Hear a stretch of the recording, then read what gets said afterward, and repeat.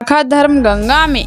दोस्तों, आज हम आपको भगवान शंकर की बड़ी ही अद्भुत कहानी सुनाने जा रहे हैं। एक बार भगवान भोलेनाथ पृथ्वी लोक पर भ्रमण के लिए गए तो उन्होंने एक युवा को देखा। वह ईश्वर को दोष देता जा रहा था। वह अपने जीवन से निराश था, दुखी था। तब भगवान शंकर बौद्ध भिक्षुक का रूप धारण करके उस युवा को असली दुख के बारे में ज्ञान देते हैं। तो चलिए इस कहानी के माध्यम से समझते हैं कि असली दुख क्या होता है। अगर आप यह कहानी सुन रहे हैं तो पूरा सुनिएगा। इस कथा को आधा अधूरा छोड़कर जाने की गलती मत कीजिएगा, क्योंकि इस पवित्र कथा को पूरा सुनने से मनचाहा फल की प्राप्ति होगी। इसीलिए इस कथा को पूरा सुने। आप शिव भक्त हैं तो भोलेनाथ का अनादर ना करें। सुख और दुख एक ही सिक्के के दो पहलू हैं। यह बात तो आपने सुनी ही होगी। सुख और दुख हमारे जीवन में लगातार आते ही रहते हैं और हमें लगता है कि हमारे जीवन में हजारों दुख हैं, हजारों समस्याएं हैं।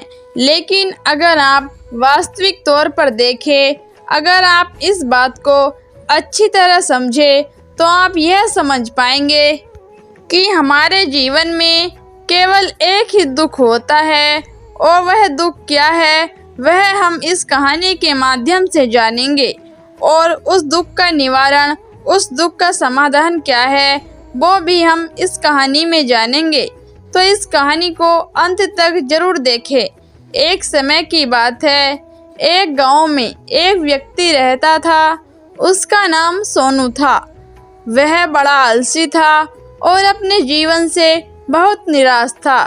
और उसका कारण यह था कि उसने अब तक अपने जीवन में कुछ भी हासिल नहीं किया था। वह कुछ भी नहीं करता था। उसके घर वाले भी इस बात से बहुत परेशान रहते थे। वे चाहते थे कि वे बाहर जाकर कुछ अच्छा काम करे, कोई अच्छी नौकरी कर, लेकिन वह उनकी एक नहीं सुनता था। उसके घर वाले दूसरों का उदाहरण देकर उसे ताने मारते थे, उसे तरह तरह की बातें कहते थे, लेकिन इससे कोई फर्क नहीं पड़ता था। जबकि उसके सारे मित्र कामयाब हो चुके थे। कोई अच्छा व्यापार कर रहा था तो कोई अच्छी नौकरी कर रहा था, जिस कारण जब भी वो लोग मिलते तो वे लोग अपनी बढ़ चढ़कर बढ़ाइयाँ किया करते। लेकिन सोनू कुछ नहीं कहता, जिस कारण जब भी कोई उससे पूछा कि तुम क्या कर रहे हो, उनसे वह कुछ नहीं कहता था। उसे यह कहने में बहुत ही शर्म महसूस होती थी कि वह कुछ नहीं करता।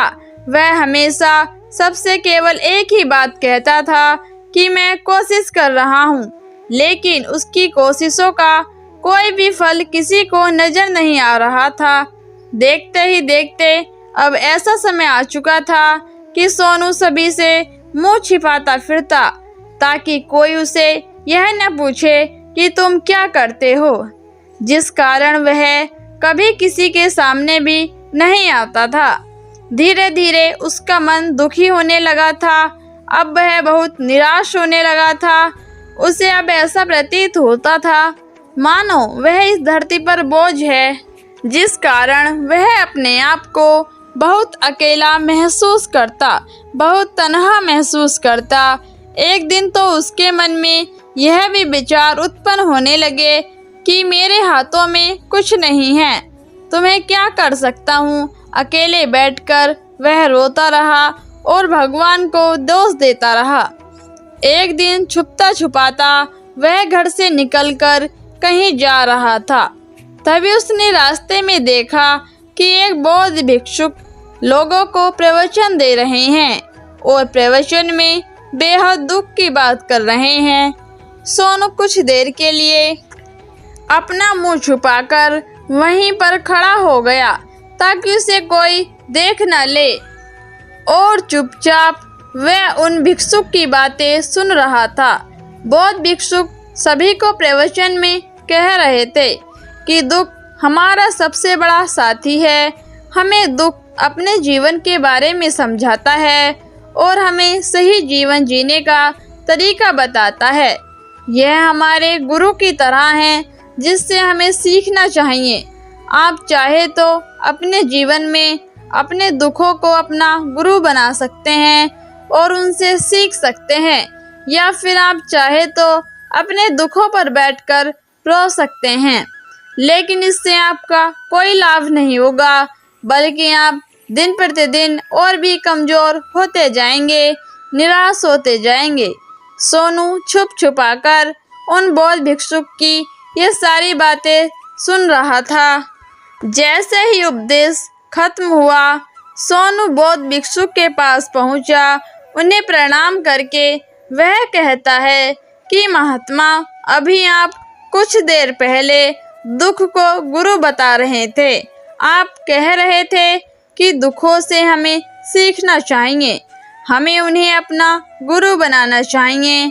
लेकिन मैं भी तो अपने दुखों से परेशान हूँ, अपने जीवन से परेशान हूँ। मैंने अब तक जो दुख झेला है, मुझे तो कभी ऐसा प्रतीत नहीं हुआ कि मेरे दुख मुझे कुछ सिखा रहे हैं, बल्कि मुझे तो हमेशा यही लगता है कि वो मुझे पीड़ा दे रहे हैं, तकलीफ दे रहे हैं।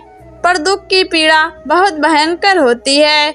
ऐसा लगता है अब इसके बाद हमारा जीवन समाप्त हो जाएगा, इसके बाद हमें कुछ नहीं मिलने वाला, और यहाँ तक कि हमें मृत्यु भी उसके सामने कम लगती है। जब लोग ताने मारते हैं, जब लोग यह कहते हैं कि तुम क्या कर रहे हो, तो मन को बहुत ठेस पहुँचती है, और मैं उनसे कुछ नहीं कहता था। सोनू की ये सारी बातें सुनकर वो बौद्ध भिक्षुक सोनू से कहते हैं, बेटा, तुम्हें क्या दुख है और तुम दुख के बारे में ऐसी बातें क्यों कर रहे हो? सोनू ने अपने ऊपर बीती हुई सारी बातें उन बौद्ध भिक्षुक को बता दी और कहने लगा, हे महात्मा, क्या आपके पास मेरे दुख का कोई समाधान है?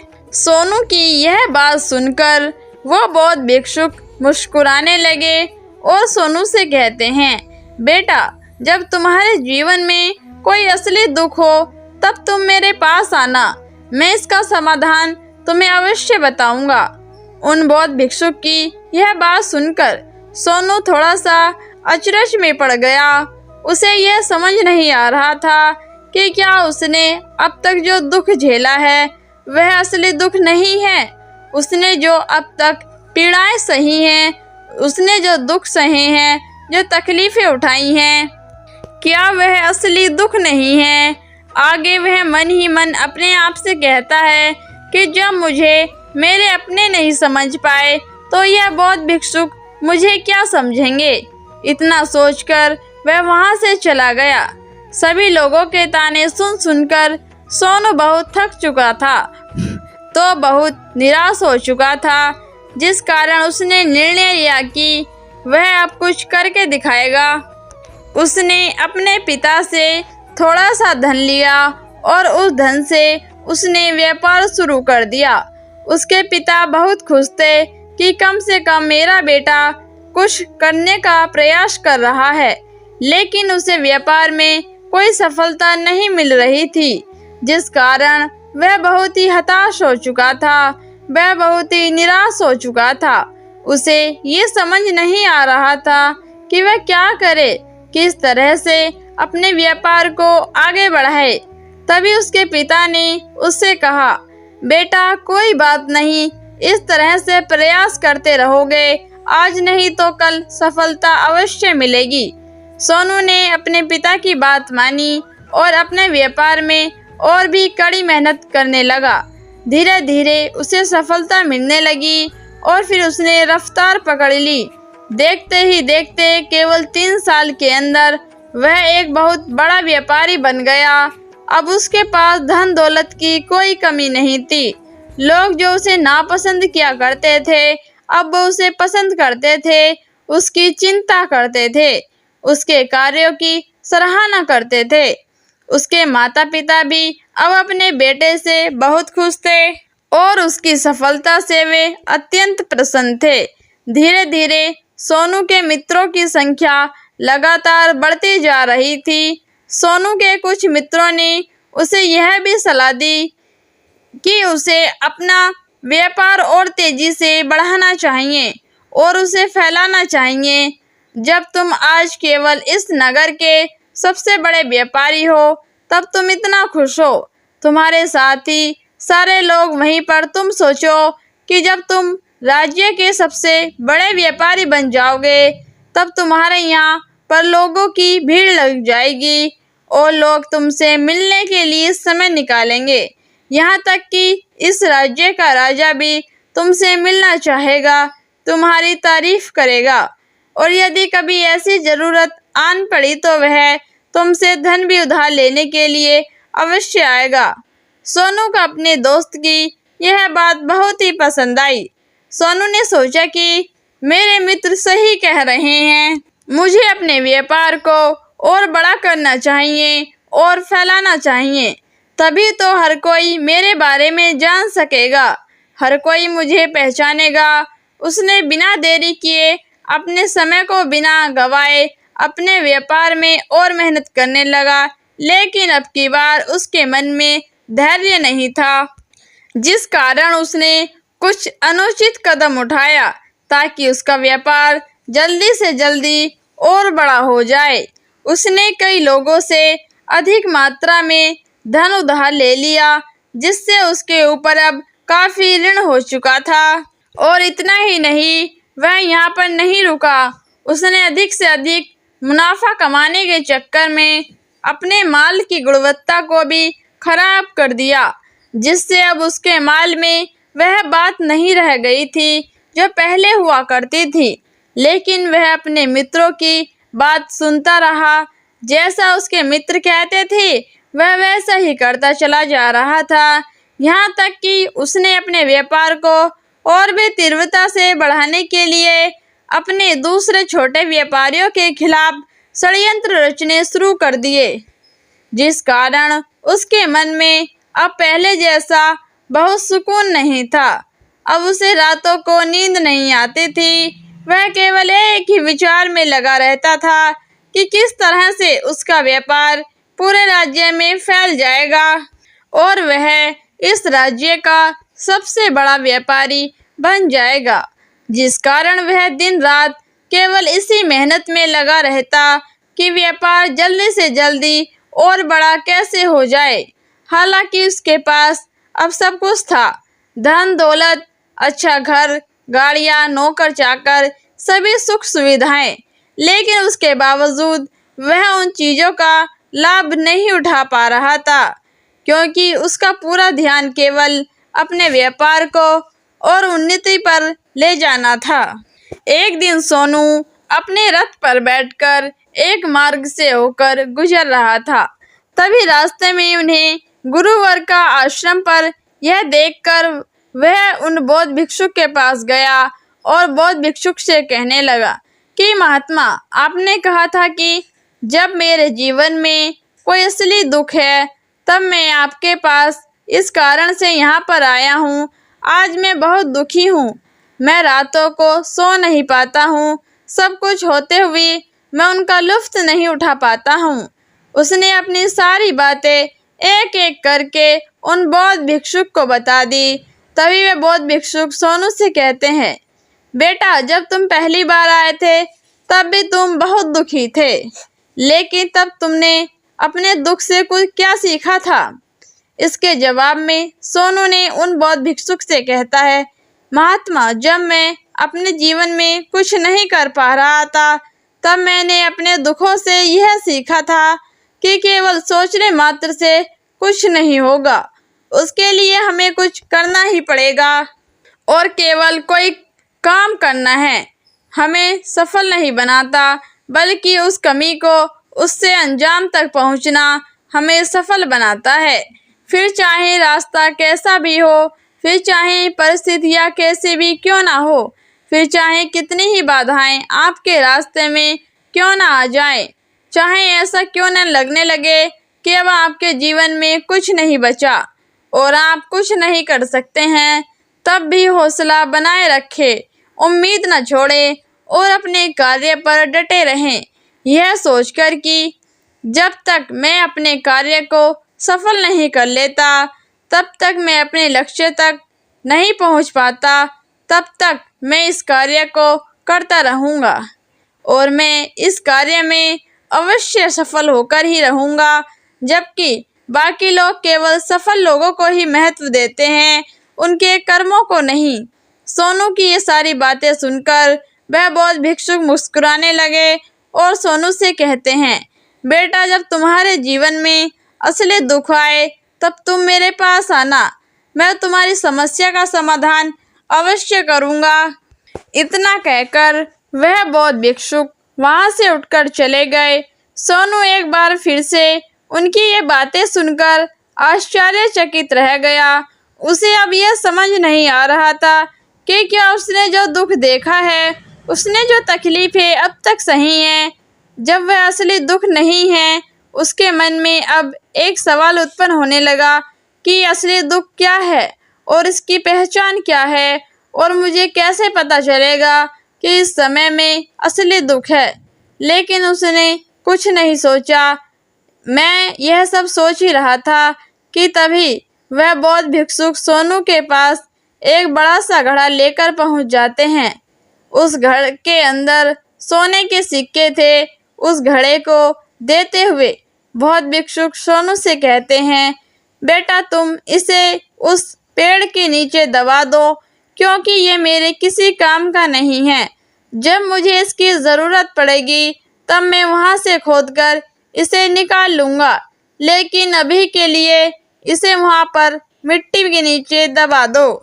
सोनू ने उस बौद्ध भिक्षुक की बात मान ली और वह घड़ा उस पेड़ के नीचे जाकर मिट्टी में दबा दिया। इतना कह के वह गुरुवर को प्रणाम करता है और वहाँ से वापस अपने घर की ओर लौट जाता है। धीरे धीरे समय बीतता गया। समय के साथ साथ सोनू व्यापार में और भी ज़्यादा उन्नति कर चुका था, लेकिन माल की गुणवत्ता अच्छी न होने के कारण अब उसके व्यापार में घाटा होने लगा और धीरे धीरे ऐसा समय आया कि उसका व्यापार पूरी तरह से चौपट हो गया। अब उसके पास कुछ नहीं बचा था, बल्कि उसने जो कर्जे लिए थे वो कर्जे भी अब से चुकाने थे। लेकिन वह तो यह सोचकर निश्चिंत था कि उसने जो कुछ भी कर्ज लिए हैं वो सब उसने अपने मित्रों से लिए हैं, जिस कारण वह उन्हें लौटाने में थोड़ी देरी अवश्य कर सकता है। मैं तो यह सोच ही रहा था कि उसके मित्र उसका बुरा समय पर साथ देंगे, लेकिन सबसे पहले उसके मित्र ही उसे अपना कर्ज वापस लौटाने की मांग करने लगे। तब सोनू को एहसास हुआ कि कोई भी अपना नहीं है।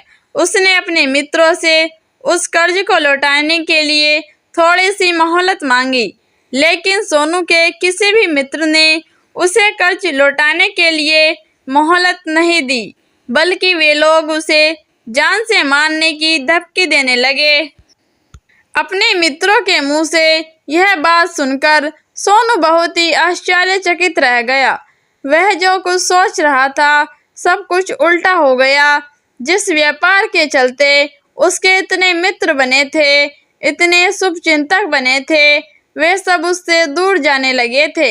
हर कोई उससे पीछा छुड़ाना चाहता था, कोई भी उसका साथ नहीं देना चाहता था और धीरे धीरे उसकी सारी संपत्ति नीलाम हो गई। अब उसके पास कुछ नहीं बचा था और वह सड़क पे आ चुका था। उसने हार मानकर अपने माता पिता से कहा, पिताजी, मेरी मदद कीजिए, मेरे ऊपर बहुत ऋण है, मुझे उसे लौटाना है, कृपया करके मुझे थोड़ा सा धन दे दीजिए। इस पर सोनू के पिता ने सोनू से कहा, बेटा, मेरे पास ले देकर बस यही एक छोटा सा घर है। अगर ये अभी मैं तुम्हें दे दूं, यदि मैं इसे बेच दूं, तो मैं और तुम्हारी माँ कहाँ रहेंगे। हमें भी दर दर की ठोकरें खानी पड़ेगी, हमें भी सड़कों पर भीख मांगनी पड़ेगी। ले देकर अब हमारे पास केवल यही संपत्ति बची है, इसीलिए मैं तुमसे क्षमा मांगता हूँ। अपने माता पिता के मुख से यह सब सुनकर सोनू चुपचाप वहाँ से चला गया और ही मन में सोच रहा था कि अब मेरे पास कुछ नहीं बचा, जो था वह सब लुट गया, बर्बाद हो गया। अब मैं जीकर क्या करूँगा? अब मेरे पास केवल एक ही रास्ता है जिससे मैं अपने कर्जदारों के से अपना पीछा छुड़ा सकता हूँ। यह सोचता हुआ वह एक ऊंची पहाड़ी की ओर पहुंचा। वह पहाड़ी पर चढ़ता ही जा रहा था कि तभी उसे याद आया कि उन बौद्ध भिक्षुक ने कहा था कि जब तुम पर असली दुख आए तो तुम मेरे पास आना, मैं तुम्हारी समस्या का समाधान अवश्य करूँगा। यह सोचकर सोनू के मन में एक बार फिर से उम्मीद की लहर दौड़ पड़ी। सोनू तुरंत दौड़ता हुआ उन बौद्ध भिक्षुक के पास पहुंचा और सोनू ने उन्हें प्रणाम करके अपने ऊपर बीती हुई एक एक बात उन्हें बता दी और कहने लगा, हे महात्मन, आपने कहा था कि जब मेरे ऊपर असली दुख आएगा तब आप उसका समाधान अवश्य करेंगे। तभी वह बौद्ध भिक्षुक सोनू की इस बात को सुन रहा और मुस्कुराने लगे और कहते हैं, बेटा, कहाँ है असली जो तुम्हारे जीवन में असली दुख आएगा तब तुम मेरे पास आना, मैं उसका समाधान अवश्य करूँगा। उन बौद्ध भिक्षुक के मुंह से यह सुनकर सोनू का सब्र का बांध टूट गया और सोनू ने उन बौद्ध भिक्षुकों से कहा, महात्मा, आखिरी असली दुख है क्या? क्या होता है? क्या मैंने आज तक जो भी दुख झेला है, जो भी तकलीफें आज तक मैंने सही हैं, क्या वह दुख नहीं है? क्या ये दुख नहीं कहते? तभी वे बौद्ध भिक्षुक सोनू से कहते हैं, बेटा, पहले तो तुम मुझे यह बताओ कि तुमने अपने दुख से क्या सीखा है। इसका जवाब देते हुए सोनू उन बौद्ध भिक्षुक से कहता है कि हे महात्मा, मैंने तो यही देखा है कि जो लोग तुम्हारी तरक्की में तुम्हारा पीछा करते हैं, तुम्हारे साथ जुड़ते हैं, वो लोग तुम्हें अवश्य धोखा देते हैं, क्योंकि ऐसे लोग बुरे समय पर तुम्हारा साथ नहीं देते बल्कि तुम्हारा फायदा उठाने का प्रयास करते हैं। इसीलिए ऐसे लोगों पर भरोसा न करें, बल्कि जो लोग तुम्हारी असफलता के समय पर, तुम्हारे बुरे समय पर तुम्हारे साथ खड़े हैं, वही तुम्हारे असली मित्र हैं और वही तुम्हारे साथ रहते हैं। और ऐसे लोग बहुत कम मिलते हैं और जिन्हें भी ऐसे लोग मिलते हैं उन्हें हमेशा उनकी कद्र करनी चाहिए। आगे सोनू उन बौद्ध भिक्षुक से कहता है कि जब तुम कोई कार्य कर रहे हो तो उसे पूरी ईमानदारी से करो, धैर्य रखो, लालच न करो और अपने लक्ष्य तक पहुंचने के लिए किसी के लिए कोई भी षड्यंत्र मत रचो, क्योंकि ऐसा करने से तुम्हारे साथ ही बुरा होगा और तुम्हें हमेशा नुकसान उठाना पड़ेगा। सोनू की ये सारी बातें सुनकर बौद्ध भिक्षुक उस पेड़ के पास पहुँचे। उन्होंने गड्ढा खोदा और वह घड़ा निकालकर उस सोनू के हाथ में थमा दिया, जिसमें सोने के सिक्के भरे हुए थे। भरे हुए सोने के सिक्कों से वह घड़ा थमाते हुए उन बौद्ध भिक्षुकों ने कहा, लो इसे पकड़ो और जब तुम्हारे जीवन में असली दुख आए तब तुम मेरे पास आना, मैं इसका समाधान अवश्य करूँगा।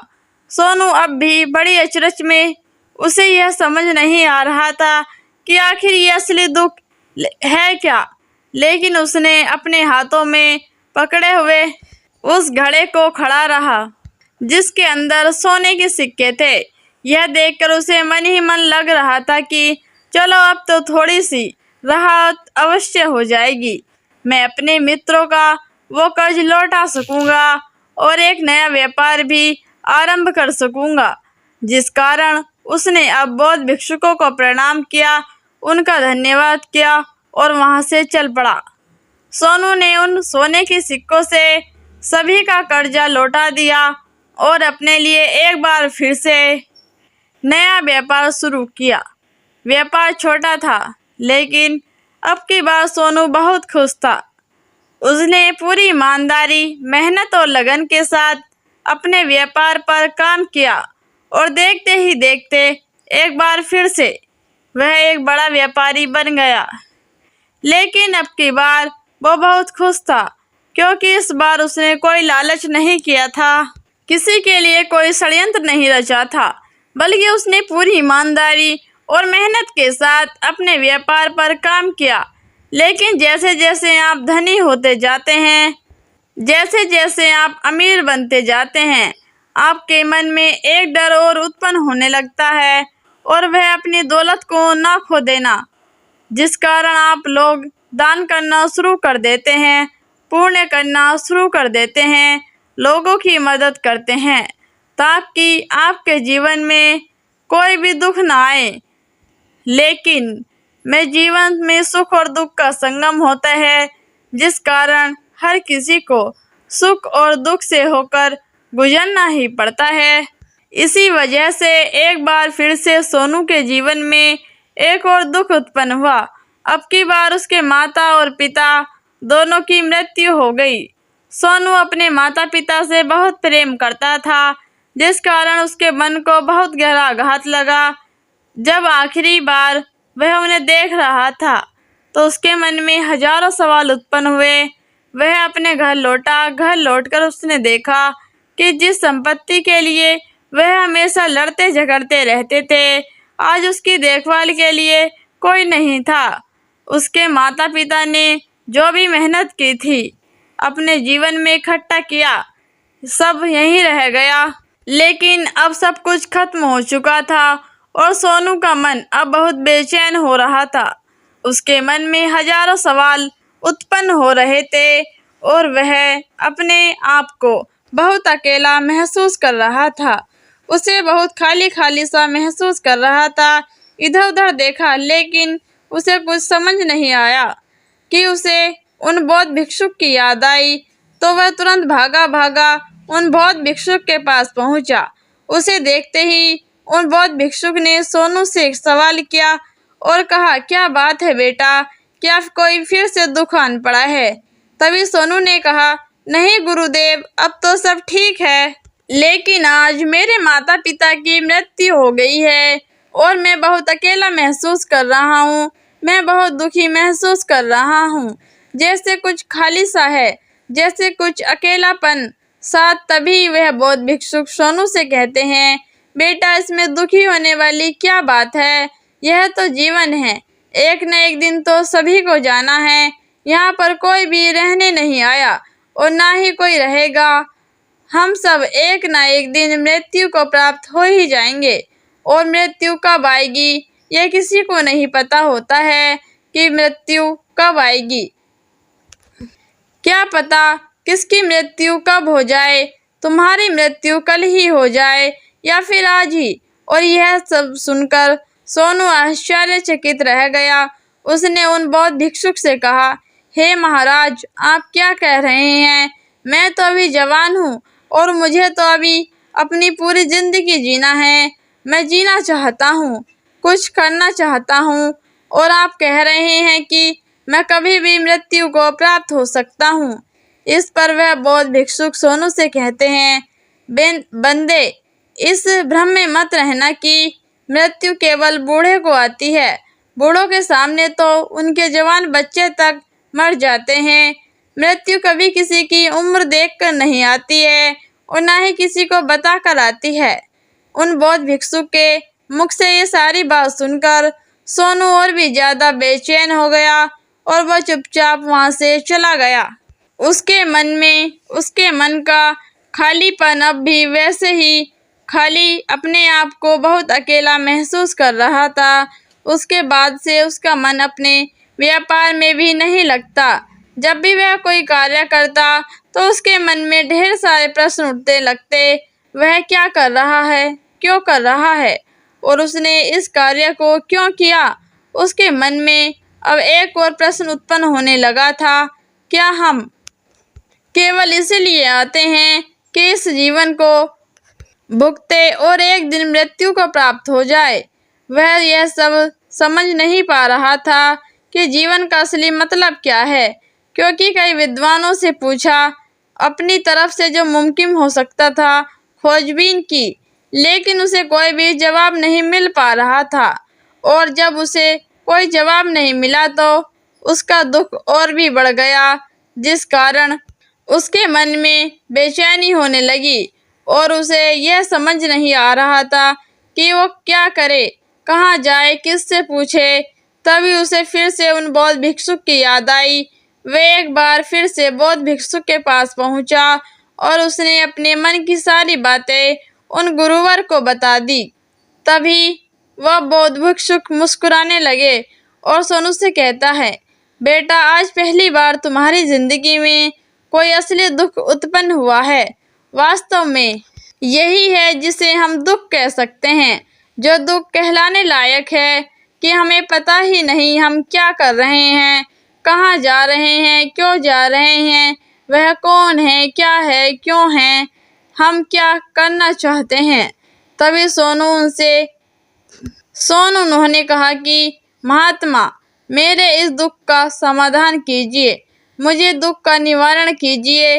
तभी वह बौद्ध भिक्षुक सोनू से कहता है, हम सबके अंदर क्रोध, लालच, लोभ जैसी कई वासनाएं हमारे शरीर में वास बनाकर बैठ जाती हैं, जिस कारण हम अपने जीवन को टुकड़ों में जीते हैं और हमारी चेतना कभी एक नहीं हो पाती। हम कभी एक जगह सोच नहीं पाते, समझ नहीं पाते और हमारी ऊर्जा शक्ति भी पूरी तरह से छिन्न भिन्न हो जाती है।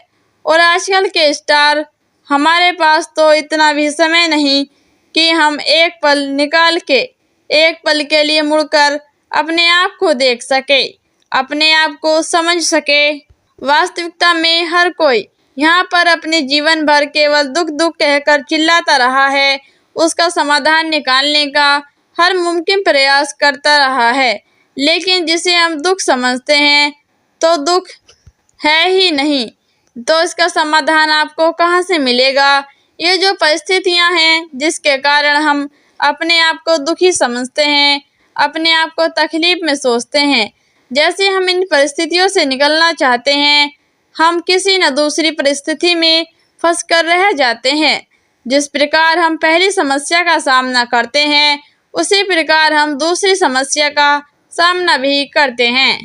दोस्तों, कैसी लगी आपको ये कहानी? यदि आपको ये वीडियो पसंद आई हो तो वीडियो को लाइक करके चैनल को सब्सक्राइब जरूर करें और हाँ, कमेंट बॉक्स में ओम नमः शिवाय लिखना ना भूलें।